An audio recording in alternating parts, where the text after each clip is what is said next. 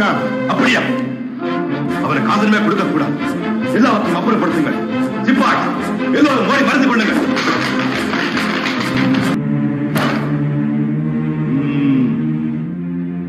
நீர்தான் வீரபாண்டிய கட்டபொம்மனோ?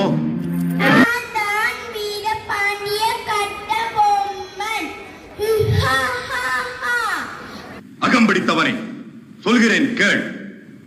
உன் நிலத்தில் விளையும் விளைச்சலுக்கு கிஸ்து கொடுக்கவில்லை, எங்கள் பேரரசுக்கு கீழரசாயிருக்க திரைப்பணம் செலுத்தவில்லை, வெகு காலமாக வரிப்பணம் வந்து சேரவில்லை, இந்த பாக்கிக்கெல்லாம் வட்டியும் செலுத்தவில்லை.